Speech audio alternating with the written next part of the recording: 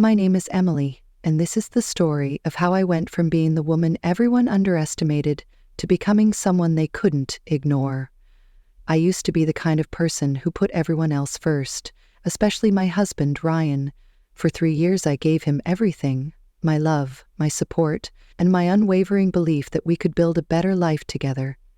But life has a funny way of teaching you lessons, doesn't it? Sometimes, the people you love the most are the ones who hurt you the deepest. Ryan and I didn't have much when we got married.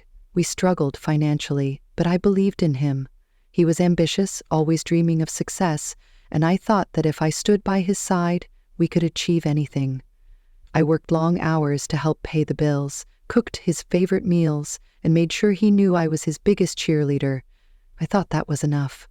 I thought love was enough. But I was wrong. You see, Ryan wasn't the kind of man who appreciated loyalty. He was the kind of man who wanted more money, more status, and, as I would soon find out, a different kind of woman. I didn't realize it at the time, but I was about to learn one of the hardest lessons of my life. Not everyone deserves your love, and not everyone will value you for who you are. It all started on what I thought was a normal day. Ryan had been invited to a high-profile business meeting, the kind of opportunity he had been dreaming about for years. I was so excited for him. I remember kissing him goodbye that morning, telling him how proud I was and wishing him luck. I had no idea that it would be the last time I would see him as my husband. For days I waited for him to come home. I called him, left messages, and even stayed up late, hoping he would walk through the door with good news. But he didn't. At first I thought he was just busy. Maybe the meeting had gone well and he was working hard to secure the deal. But as the days turned into weeks, I started to worry. Something didn't feel right. I'll never forget the moment my world came crashing down. A friend called me one evening and told me she had seen Ryan at a luxury hotel in the city. She said he wasn't alone. My heart sank. I didn't want to believe it, but deep down, I knew something was wrong. I had to find out the truth for myself. Looking back, I realized that was the moment everything changed. It was the moment I stopped being the woman who waited for someone else to save her and started becoming the woman who would save herself. But at the time, all I felt was heartbreak. I had no idea that this betrayal would be the beginning of a journey that would transform my life forever. I still remember the drive to the hotel that night. My hands were shaking, and my heart was pounding so hard I could barely breathe. A part of me hoped my friend was wrong, that this was all some kind of misunderstanding. But deep down, I knew. I knew Ryan wasn't the man I thought he was. Still, I needed to see it with my own eyes. When I arrived at the hotel, I walked into the lobby, trying to stay calm. I asked the receptionist if Ryan was staying there, and she hesitated before confirming it. She told me his room number, and I made my way to the elevator, my legs feeling like they could give out at any moment. Every step I took felt heavier than the last, but I kept going. I had to know the truth. When I reached his room, I stood outside the door for what felt like an eternity. My hand hovered over the door, unsure if I should knock or just walk away. But then I heard laughter. His laughter, and a woman's voice. That was all the confirmation I needed. My heart shattered into a million pieces, but I forced myself to knock. The door opened, and there he was. Ryan stood there, looking shocked to see me. Behind him, a woman was lounging on the bed, wearing a silk robe. She was beautiful, with long legs and perfect hair, the kind of woman you'd see in a magazine. Her name, as I would later learn, was Sophia. She looked at me with a smirk, as if she had already won. "Emily?" Ryan said, his voice cold and distant. "What are you doing here?" "What am I doing here?" I repeated, my voice trembling. "I should be asking you that. What is this, Ryan? Who is she?" Sophia didn't even try to hide her amusement. She stood up, walked over to Ryan, and wrapped her arm around him. "I'm Sophia," she said, her tone dripping with arrogance. "And you must be Emily, Ryan's wife?" The way she said wife felt like a slap in the face. I looked at Ryan, hoping he would say something, anything to defend me, but he didn't. Instead, he just stood there, silent and ashamed. That was when I realized he wasn't going to fight for me. He had already made his choice. "I'm sorry, Emily," Ryan finally said, his voice devoid of any real emotion. "But this isn't working anymore. You and I, we're done." I couldn't believe what I was hearing. After everything we had been through, after all the sacrifices I had made for him, he was throwing it all away. And for what? For someone like Sophia? I felt a mix of anger, sadness, and humiliation, but most of all, I felt betrayed. Sophia, of course, couldn't resist adding insult to injury. "You know Ryan deserves someone who can keep up with him," she said, looking me up and down. "Someone who takes care of themselves. No offense, but you're not exactly his type anymore." Her words cut deeper than I thought possible. I wanted to scream, to cry, to lash out, but I didn't. Instead, I stood there, frozen, as Ryan handed me a piece of paper. It was a draft of our divorce agreement. He had already planned everything. He was ready to move on, and he didn't care how much it hurt me. I don't remember much of what happened after that. I know I left the hotel in a daze, barely able to process what had just. I drove home, sat on the couch and stared at the wall for hours. My mind was racing with questions. How could he do this to me? Was I not enough? Was it because of the way I looked? The way I lived? I blamed myself for everything, even though deep down I knew it wasn't my fault. The days that followed were some of the darkest of my life. I felt like a failure, like I wasn't good enough for anyone.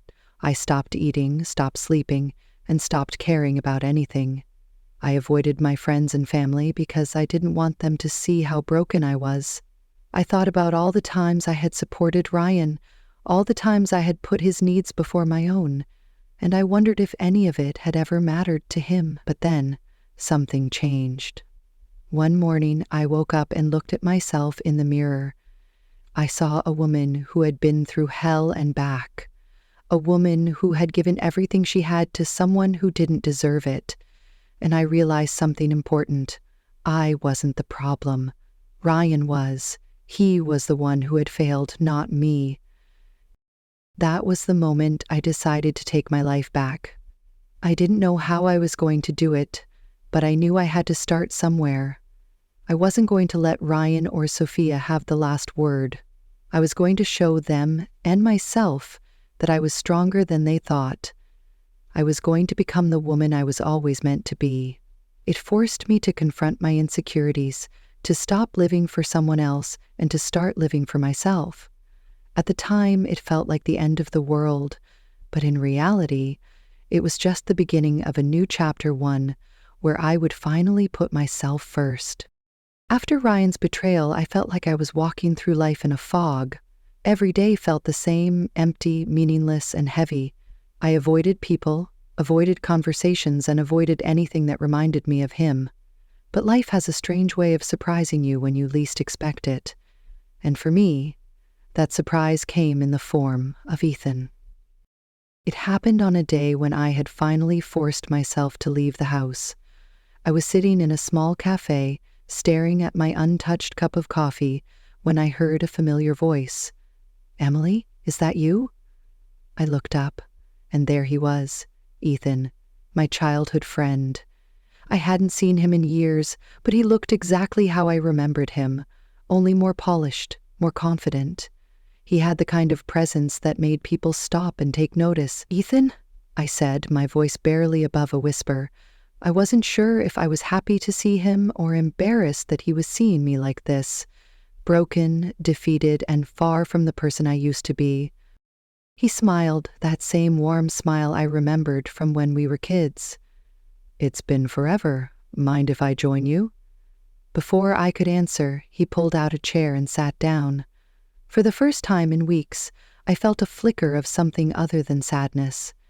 It was like a tiny spark of hope. We spent the next hour catching up. Ethan told me about his life, how he had started his own business, traveled the world, and built a life he was proud of. He asked about me, and I hesitated. I didn't want to tell him the truth, but something about the way he looked at me made me feel like I could.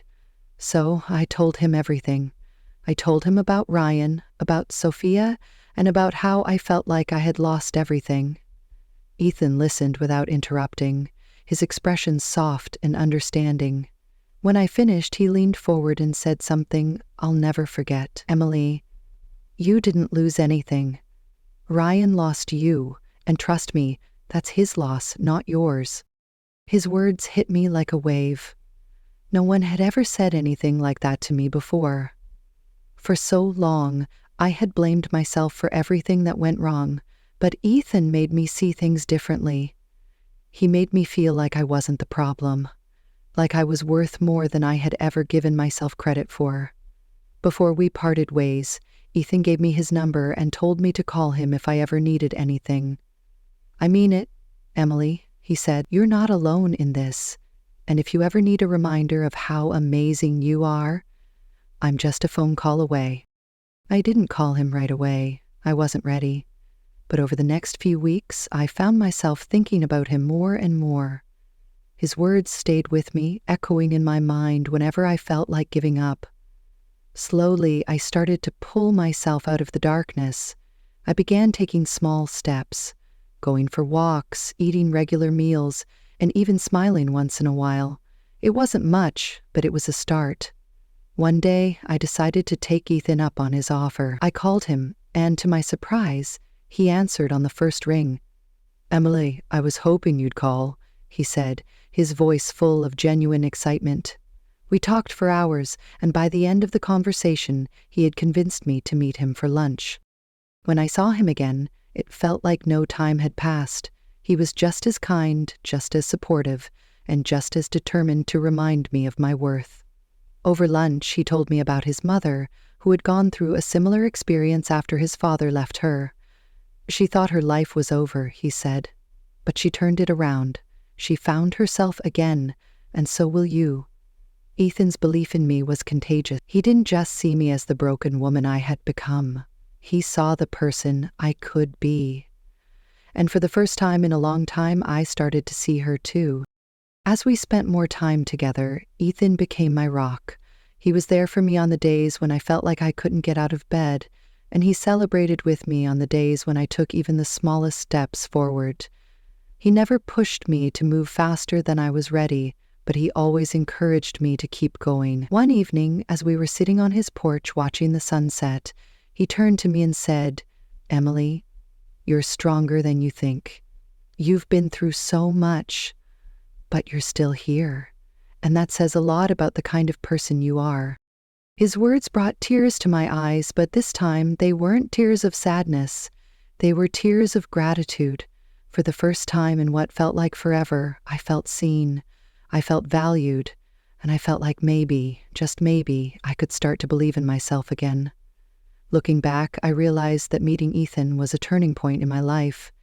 He didn't just help me heal, he helped me rediscover who I was. He reminded me that I was more than Ryan's wife, more than the woman who had been left behind. I was Emily Strong, resilient, and worthy of love, and that was just the beginning of my journey. After reconnecting with Ethan, something inside me shifted. For the first time in years, I started to think about myself not as someone's wife, not as someone who had been left behind, but as a person who deserved to be happy. It wasn't an easy realization, and it didn't happen overnight, but little by little, I began to see that I had the power to change my life. And that's exactly what I decided to do. It all started one afternoon when I was at Ethan's house. We were sitting in his living room, talking about his mother and how she had turned her life around after her divorce. He got up to grab something from a shelf and handed me a book. "This helped my mom a lot," he said. "Maybe it can help you too." The book was about health and self-care, but it wasn't just about losing weight.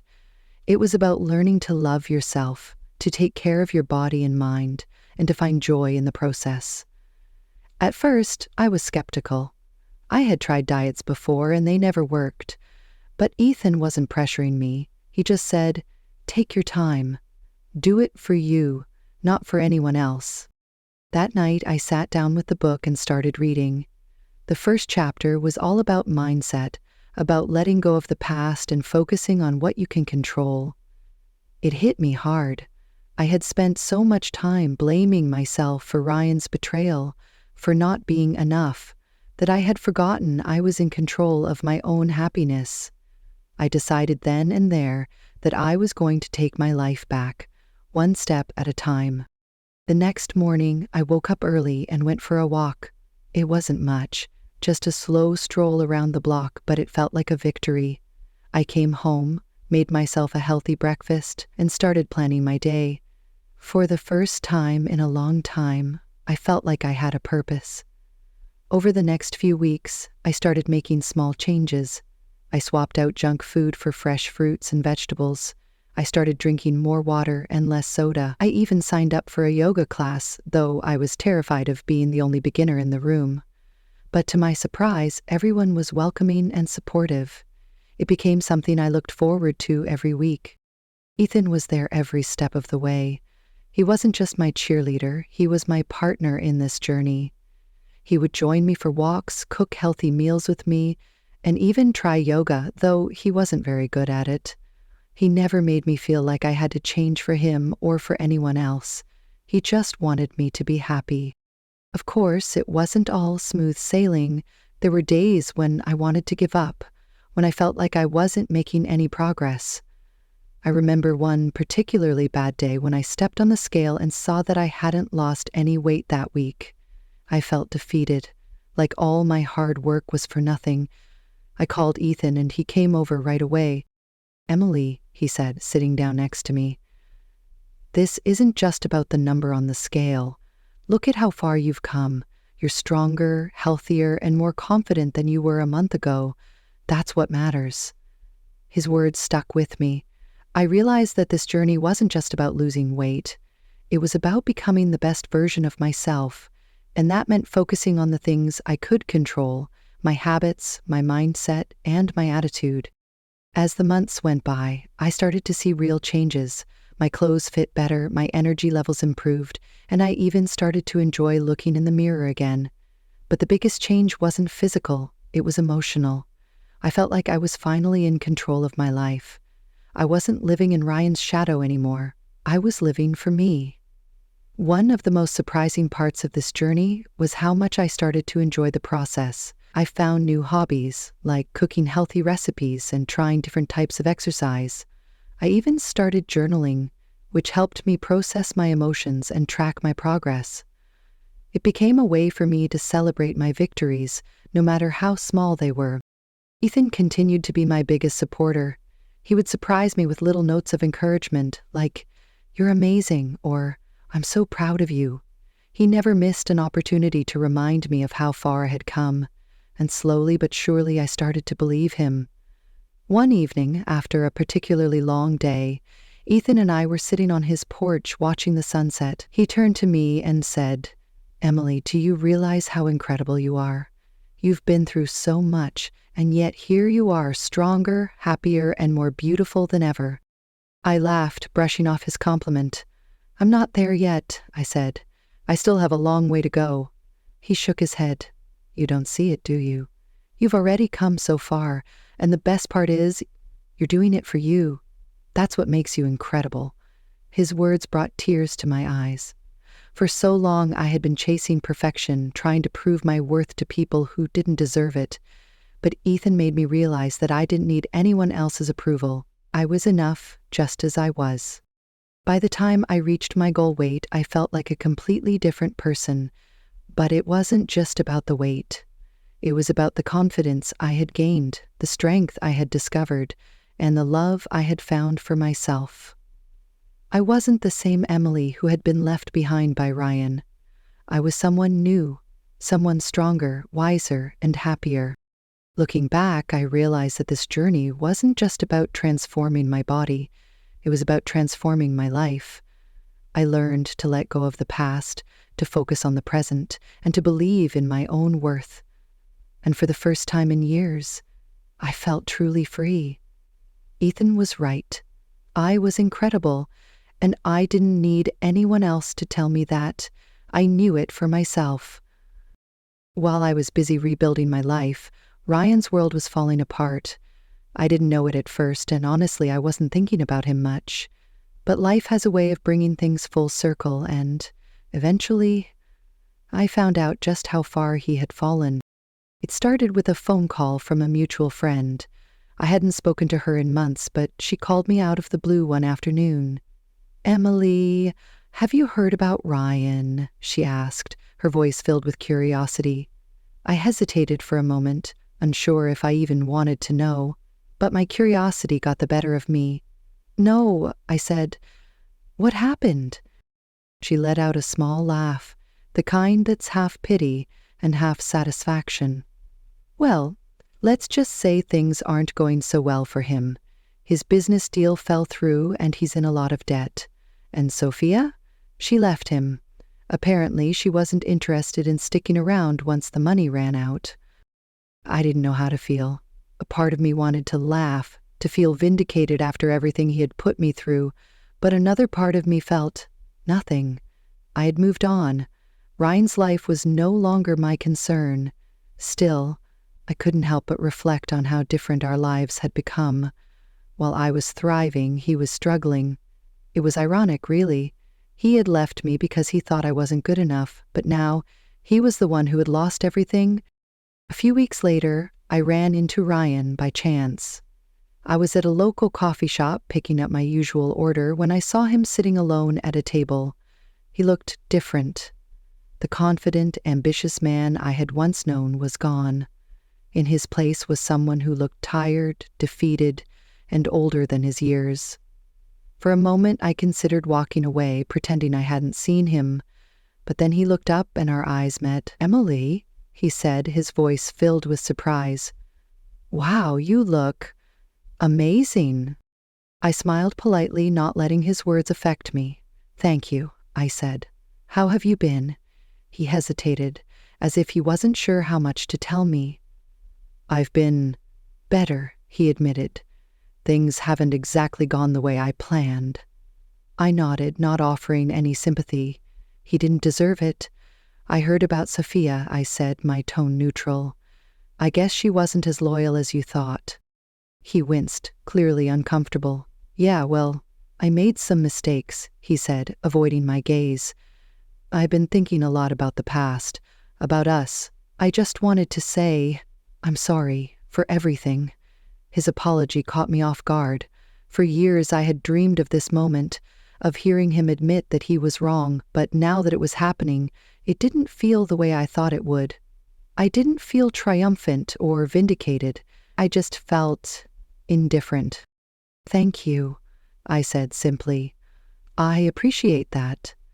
He looked at me, his eyes filled with regret. "You've changed so much," he said. "You're not the same person I remember." "You're right," I said, meeting his gaze. "I'm not, and I'm glad." There was a long pause, and I could see the weight of his mistakes settling on his shoulders. "I wish I had seen it sooner," he said quietly. "What I had with you, what I lost." I didn't respond.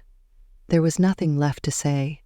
Ryan had made his choices and he was living with the consequences. I had spent too much of my life trying to prove my worth to him, and I wasn't going to waste another second doing it. I had moved on, and I wasn't looking back. As I walked out of the coffee shop, I felt a sense of closure. Ryan's downfall wasn't something I had wished for, but it was a reminder of how far I had come. I wasn't the same woman he had left behind. I was stronger, happier, and more confident than ever. And I didn't need his validation to know my worth.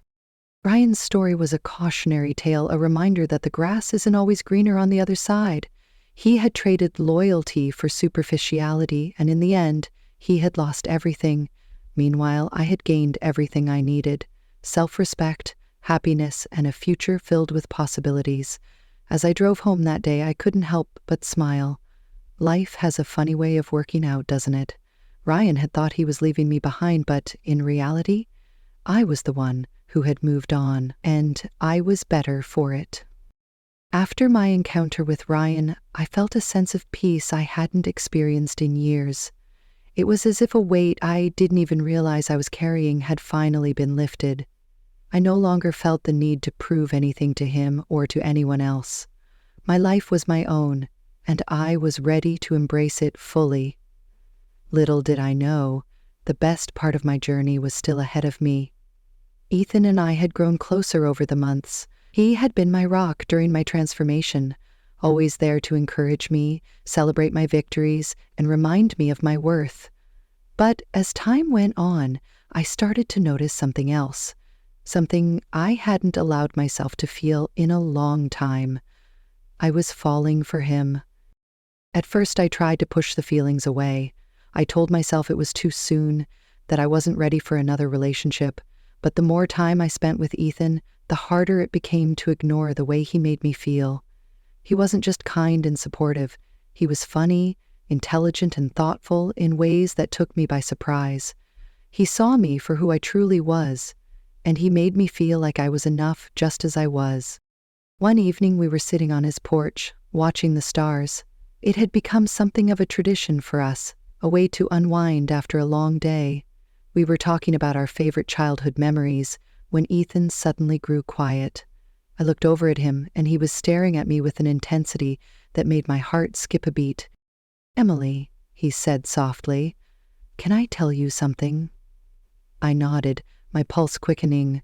"Of course." He took a deep breath, as if he was gathering his courage. "I've been wanting to say this for a while, but I didn't want to rush you or make you feel pressured. I know you've been through so much, and I've tried to be patient, but the truth is, I care about you. A lot, and not just as a friend." His words took my breath away. For a moment, I didn't know what to say. I had spent so long guarding my heart, afraid of being hurt again, that I hadn't allowed myself to imagine the possibility of love. But as I looked into Ethan's eyes, I realized that he wasn't Ryan. He wasn't going to betray me or make me feel small. He was different, and I wanted to take the chance. "I care about you too," I said, my voice barely above a whisper. "More than I realized." A smile spread across his face, and in that moment, I felt something I hadn't felt in years. Hope. Hope for a future that wasn't defined by my past, but by the possibilities ahead. From that night on, our relationship changed. We were no longer just friends. We were partners. Ethan continued to support me in every way, but now there was something deeper between us. A connection that felt unshakable. He didn't just love me for who I had become. He loved me for who I had always been, even when I couldn't see it myself. Our relationship wasn't perfect, of course. We had our disagreements and challenges, like any couple, but the difference was that Ethan and I faced them together. He never made me feel like I had to handle things on my own, and I did my best to do the same for him. We were a team, and that made all the difference. One of the most memorable moments of our relationship came a few months later, when Ethan surprised me with a weekend getaway. He wouldn't tell me where we were going, only that I should pack a bag and trust him. I was nervous but excited, and when we arrived at a cozy cabin in the mountains, I couldn't stop smiling.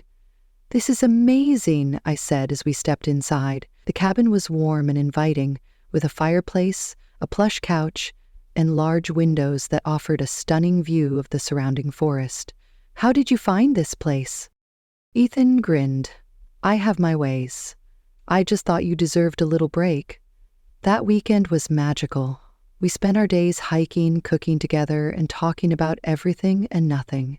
At night, we sat by the fire, wrapped in blankets, and shared our dreams for the future. It was during one of those quiet moments that Ethan turned to me and said, "Emily, I've never been happier than I am right now, and it's because of you." His words brought tears to my eyes. For so long, I had believed that I wasn't enough, that I didn't deserve happiness. But Ethan made me see that I was wrong. I did deserve it, and I was finally ready to embrace it. As our relationship deepened, I started to think about the future in a way I never had before. I wasn't just surviving anymore, I was thriving.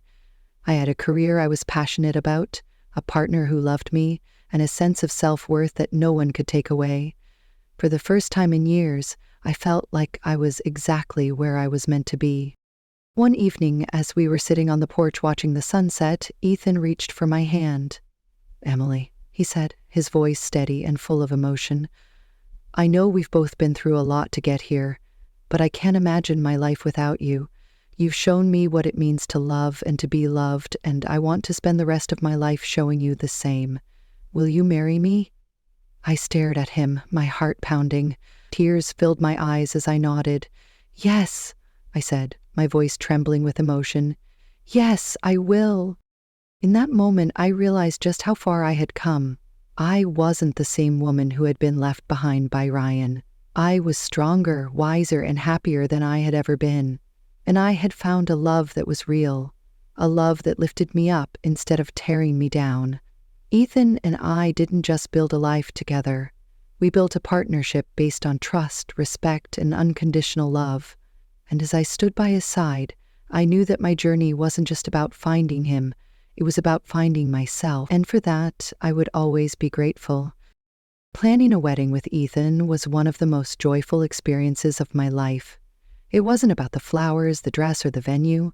It was about celebrating the journey we had taken together. Every detail felt meaningful, a reflection of the love and partnership we had built. But as the big day approached, I found myself reflecting on how far I had come, not just with Ethan, but with myself. One afternoon, as I was sorting through old photos to use for a slideshow at the wedding, I stumbled upon a picture of Ryan and me from years ago. It was taken during one of our anniversaries, back when I still believed we were happy. I stared at the photo for a long time, trying to reconcile the woman in the picture with the person I had become. She looked so different, unsure of herself, desperate to please, and unaware of her own worth. I felt a pang of sadness for her, but also a deep sense of pride. She had been through so much, but she had survived, she had grown, and she had found happiness on her own terms. I decided to keep the photo not as a reminder of the pain Ryan had caused, but as a testament to my resilience. It was proof that I could overcome anything, that I could rebuild my life even after it had been shattered. And as I placed the photo in a box, I felt a sense of closure.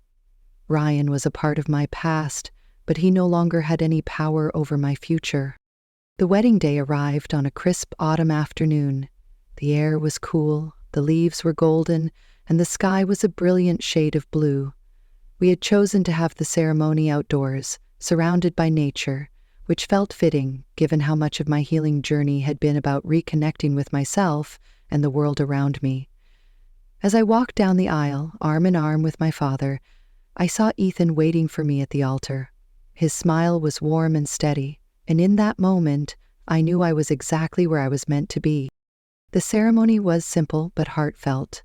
We exchanged vows that we had written ourselves, and as Ethan spoke, I felt tears streaming down my face.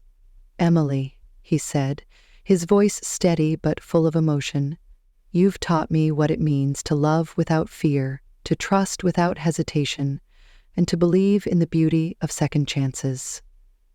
I promise to stand by your side, to support you, and to love you for the rest of my life." When it was my turn, I took a deep breath and looked into his eyes. "Ethan," I began, my voice trembling, "you came into my life when I was at my lowest, and you showed me that I was worth more than I ever believed. You didn't just love me, you helped me love myself.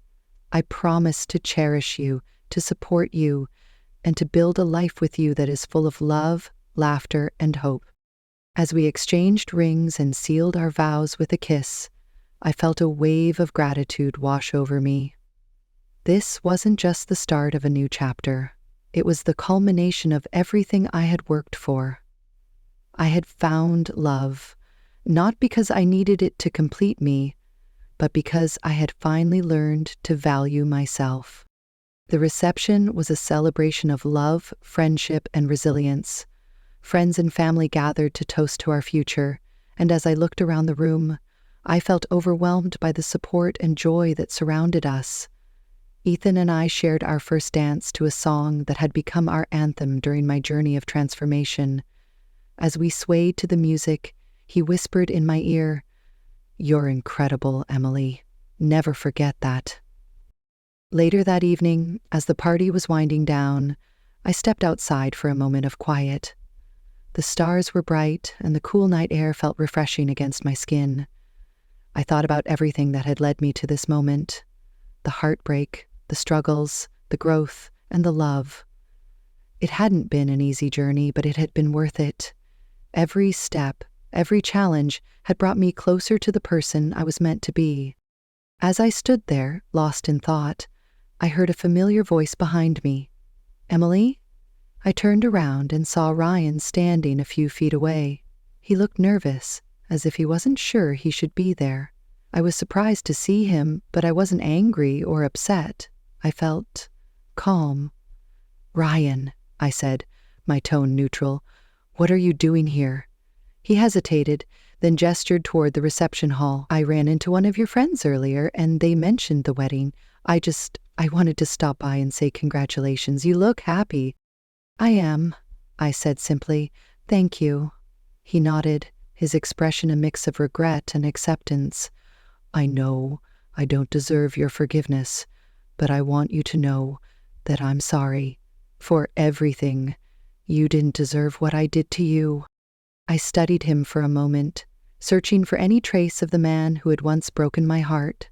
He looked different, humbled, perhaps, or simply tired.